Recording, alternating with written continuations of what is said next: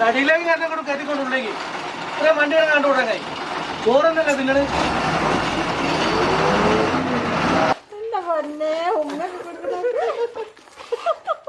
കൊല്ലോ.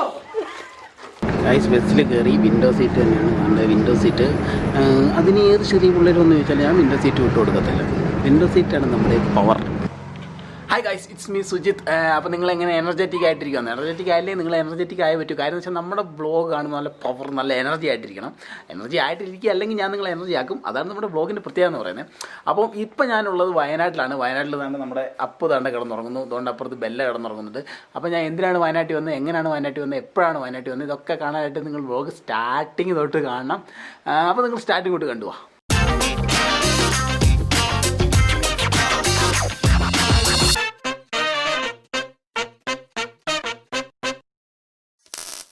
Kottarakkara bus സ്റ്റാൻഡിൻ്റെ മുന്നിലാണ് guys. Wayanad പോവാണ്. വയനാട് പോകുന്നത് നമ്മുടെ സ്വന്തം ആനവണ്ടിക്കകത്ത്. എന്താ അറിയില്ല, കുറച്ചുള്ളതായിട്ട് അമ്മയും പെങ്ങളെയും പിന്നെ നമ്മുടെ ബെല്ലേനെ അപ്പൂനെ കാണുന്നൊരാഗ്രഹം. സാധാരണ എനിക്കിങ്ങനെ ആഗ്രഹമൊന്നും വരാത്തതാണ്.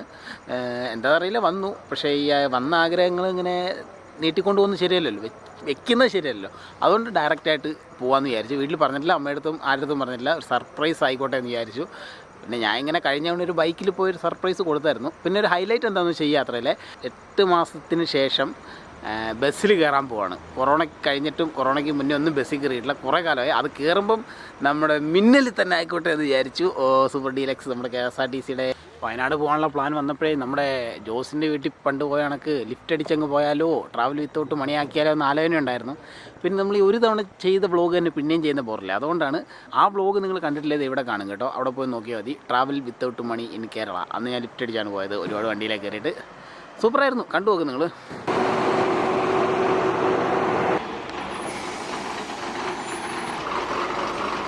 നമ്മുടെ ബസ് വന്നിട്ടുണ്ട്. പക്ഷേ നല്ല തിരക്കാണ് ബസ്സിൽ, കണ്ടോ. ഒരുപാട് പേര് കയറാറുണ്ട്. അതുകൊണ്ട് ഞാൻ ലാസ്റ്റ് കയറാമെന്ന് വിചാരിച്ചു. വെയിറ്റ് ചെയ്ത് നിൽക്കാം.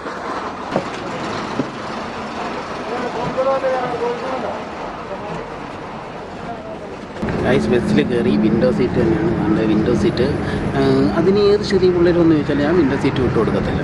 വിൻഡോ സീറ്റാണ് നമ്മുടെ പവർ. വിൻഡോ സീറ്റ് വിട്ടുള്ള ഒരു പരിപാടിയില്ല. അപ്പോൾ മിന്നൽ ഭയങ്കര സ്പീഡാണ്. ഇപ്പോൾ തന്നെ ഏകദേശം ഞാൻ കഴിഞ്ഞ തവണ വയനാട്ടിൽ നിന്ന് വന്നപ്പോൾ 104 കിലോമീറ്റർ സ്പീഡിലേക്കാണ് വന്നത്. ഇവരിങ്ങനെ സ്പീഡിൽ ഓടിക്കുന്നതിൻ്റെ അർത്ഥം എന്തോന്നും എനിക്ക് തന്നെ മനസ്സിലായില്ല. പക്ഷേ നമുക്ക് എത്ര സമയത്ത് പെട്ടെന്ന് എത്തും. ഇവിടെ നിന്ന് വയനാട്ടിലേക്ക് ഏകദേശം 8 മണിക്കൂർ യാത്ര മതി. 8 മണിക്കൂർ 20 മിനിറ്റ് യാത്രയാണ് പറയുന്നത്. ടിക്കറ്റ് ചാർജ് വന്നിട്ട് 600 രൂപയാണ്. ആദ്യമേ കുറവായിരുന്നു. ഇപ്പോൾ എനിക്ക് തോന്നുന്നു കൊറോണയുടെ ഇത് കാരണം ടിക്കറ്റ് റേറ്റ് കൂട്ടിയതാണെന്ന് അറിയില്ല. ഇപ്പോൾ 600 രൂപ, 591 രൂപ, പിന്നെ 10 രൂപ ബുക്കിംഗ് ചാർജ്, 600 രൂപ. ബുക്ക് ചെയ്താൽ ഇഷ്ടപ്പെട്ട സീറ്റ് തിരഞ്ഞെടുത്ത് ഇങ്ങനെ സുഖമായിട്ടിരുന്ന് പോവാം. അല്ലെങ്കിൽ പിന്നെ നേരത്തെ നിങ്ങൾ കണ്ടില്ലേ, കുറേ പേര് വന്ന് വട്ടം കൂടി. അതേപോലെ വട്ടം കൂടി എന്നിട്ട് ചോദിക്കേണ്ടി വരും, ചേട്ടാ സീറ്റുണ്ടോ, ചേട്ടാ സീറ്റുണ്ടോ, ചേട്ടാ സീറ്റുണ്ടോ എന്ന് പറഞ്ഞിട്ട്.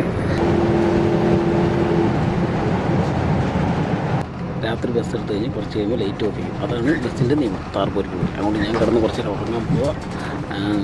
നേരം വിളിക്കുമ്പോൾ കാണാം. 7 മണിക്ക് ബത്തേരി എത്തേണ്ട ബസ്സാണ്. ഇപ്പോൾ 5:30 തൊട്ടിട്ട് ഇപ്പോൾ സമയം 7:45, 8 മണിയോടെ. ഇത്രയും നേരമായിട്ട് ഇത് ചുരത്തിൽ കുരുങ്ങി കിടക്കുക. കാരണം എന്താണെന്ന് വെച്ച് കഴിഞ്ഞാൽ ഒരു സ്കാനിയ ബസ്സിൻ്റെ അടി ചുരത്തിലൊരു വളവ് തിരിഞ്ഞപ്പോൾ തട്ടിയിട്ട് അതിൻ്റെ ടയർ പിടിക്കാത്തതും കൊണ്ട് അതിങ്ങനെ ബ്ലോക്കായിട്ട് കിടക്കുമായിരുന്നു. അതുകൊണ്ട് നല്ല ഡിലേ ആണ് ഇവിടെ. ഈ ചുരത്തിലുണ്ടാകുന്ന മെയിൻ പ്രശ്നം അത്. കഴിഞ്ഞ തവണ വയനാട് വന്നപ്പോൾ എടുത്ത വീഡിയോ ഇവിടെ കൊടുക്കാം, അന്ന് കണ്ടു നോക്കാം. അതിനകത്ത് മനസ്സിലാവും കറക്റ്റ് ചുരത്തിൻ്റെ വിഷയങ്ങളും കാര്യങ്ങളൊക്കെ പറഞ്ഞിട്ടുണ്ടായിരുന്നു.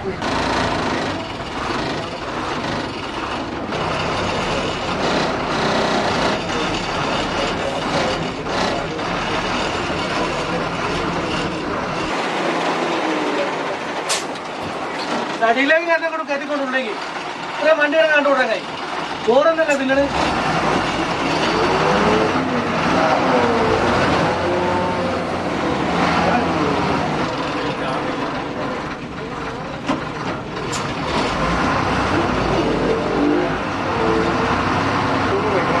മേലെ വരെ പോകേണ്ട വരുമല്ലോ.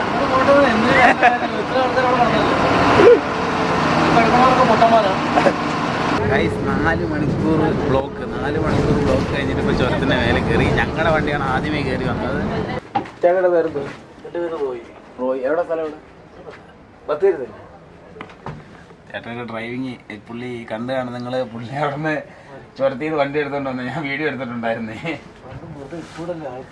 അല്ലല്ല, അത് ചേട്ടൻ വൃത്തിയായിട്ടൊന്നും പറഞ്ഞിട്ടില്ലല്ലോ. നോർമലായിട്ടേ എന്നുവെച്ചാൽ സൈഡ് നോക്കി എടുത്തേ കൊണ്ട് പറഞ്ഞു. എത്ര എക്സ്പീരിയൻസ് ഉണ്ടായിരുന്നു? എന്നാലും 2013 തൊട്ട് എക്സ്പീരിയൻസ് ഉണ്ടല്ലേ. സൂപ്പർ ഡ്രൈവിംഗ് ആയിരുന്നു കേട്ടോ. റെസ്പെക്ട് ചെയ്യുന്നു. ഓക്കെ, കാണാം ഗൈസ്. അപ്പോൾ നമ്മൾ വയനാടെത്തി. നമ്മൾ അത്ര ഇതായിട്ട് കൊണ്ടുവന്ന ഡ്രൈവറിനൊരു റെസ്പെക്റ്റെങ്കിലും കൊടുക്കണ്ടേ. ഏത് ജോലിക്കും എൻ്റെതായ റെസ്പെക്റ്റ് ഉണ്ടെന്ന് ഞാൻ പറയാറുള്ളതാണല്ലോ.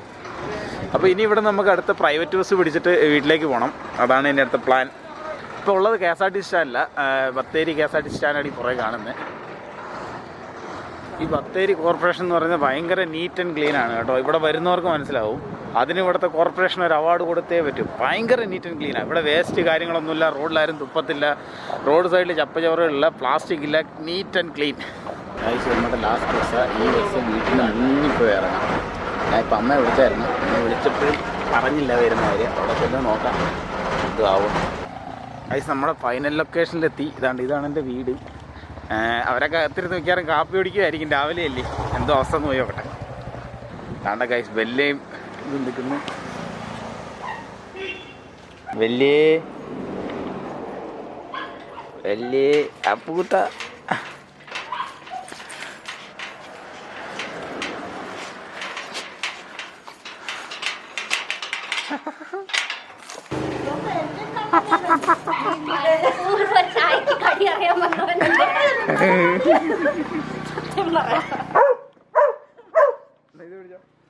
ഞങ്ങൾക്ക് എന്തോ ചെറിയ ഡൗട്ട് പോലെ തോന്നി. ഇത് തരൂല. ആരെ ബെല്ല അത്?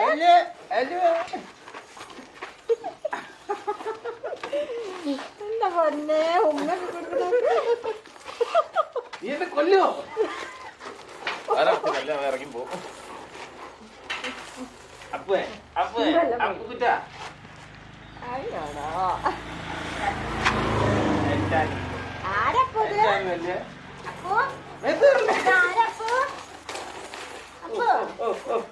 അവനറിയില്ല പിന്നെ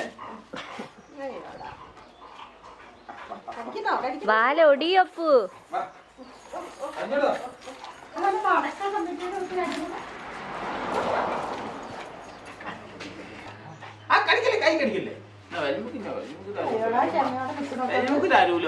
വേണ്ടാടാ, നീ എന്തിനാ അവനല്ലേ കൊടുത്തേ? മന്ദത അവക്ക് രാവിലെ അടിയും കിട്ടിയിരിക്കുക. പാല് കൊടുത്തിട്ട് തിന്നാ.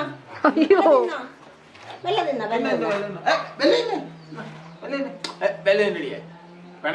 അവള് അങ്ങനെയാടാ കുറച്ചേരം മണത്ത് ആകണ്ടോ. പതുക്കെ തോന്നണം. ഇവിടെ തട. അപ്പൊ അതൊന്നല്ല സാധനം. താടിയൊന്നും പിടിക്കാനായില്ലേ നീ ഇതുവരെ? പിടി.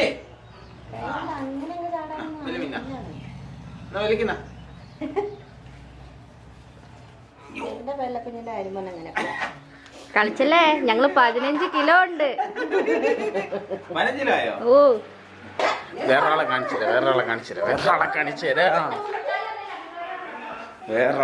തരാം.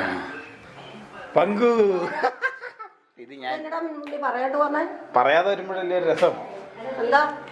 വെറുതെ ഇത് വന്നൂടെ ഇങ്ങോട്ട്? പൊട്ട അതല്ല ചോദിച്ചാ. നീ എന്താ മിണ്ടാണ്ട് പോത്തേന്നേ? മിണ്ടാതെ പോകത്തെ നിന്നോട് അറിയിക്കാത്ത എന്താ? ഇങ്ങനെ കണ്ടപ്പോ ഒരു ഇതായി. ഇപ്പൊ ഇത് എവിടെ നിന്ന് കേക്കൊക്കെ ഇരിപ്പുണ്ടല്ലോ. അപ്പൊ എനിക്കെല്ലാം പറ്റും.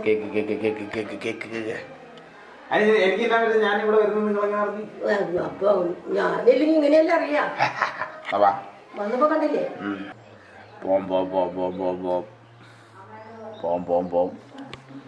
അപ്പേ